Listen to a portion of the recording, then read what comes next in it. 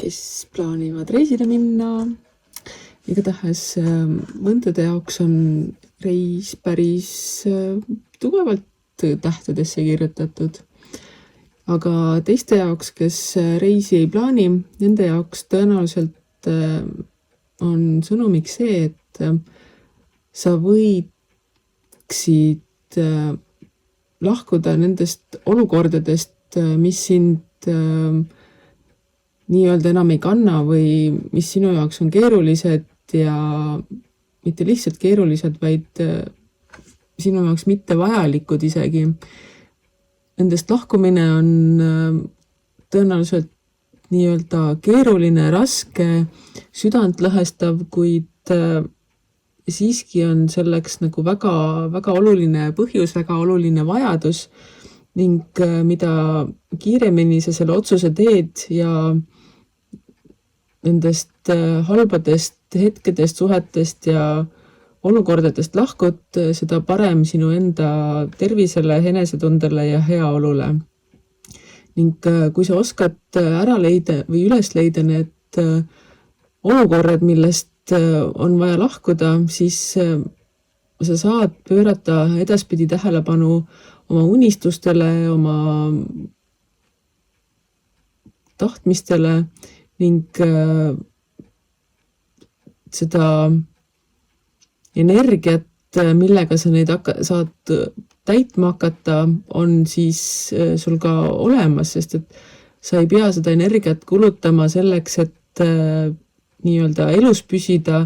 või hakkama saada selle keerulise olukorraga, mis kulutab rohkem energiat kui need nii-öelda rahulikud heaoluhetked või sellised mõnusamad ajad. Ehk et vaata, kus on need kohad sinu elus, mis kurnavad sinu energiat, võtavad ära seda tahtmist tegutseda või tahtmist olla ning lase need lahti, mine nendest eemale ja ära tunne selle lahkumise mõttes või puhul ennast nii-öelda süüdi. Sa võid olla loomulikult leinas, kurb ja natukene nutta ka neid olukordi taga, aga tea seda, et igast keerulisest olukorrast välja tulemine võtab aega, võtab tahtejõudu, nõuab tahtejõudu, kuid kui sa sellest oled üle saanud, välja saanud, siis sa näed, kuidas tegelikus elus on seda rõõmu, seda tahtmist tegutseda palju rohkem ning kui su energia ei lähe lihtsalt elus püsimisele, siis on võimalik saavutada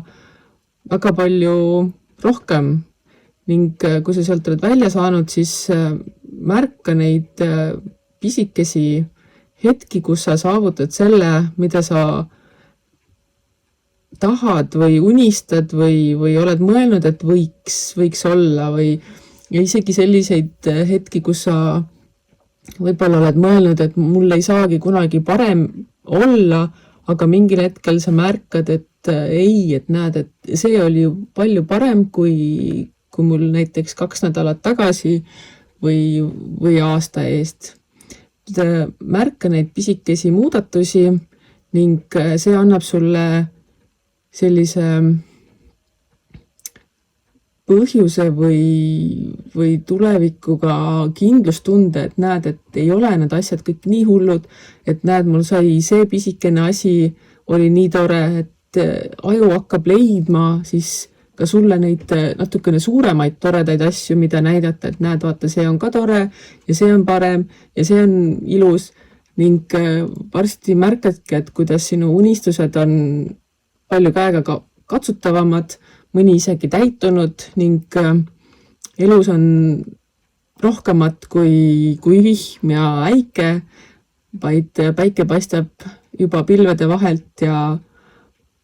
igalt poolt aknapragudest sisse ning sa oled väärt seda, et sinu unistused täituksid. Nii et ütle keerulistele olukordadele head aega ning usalda elu.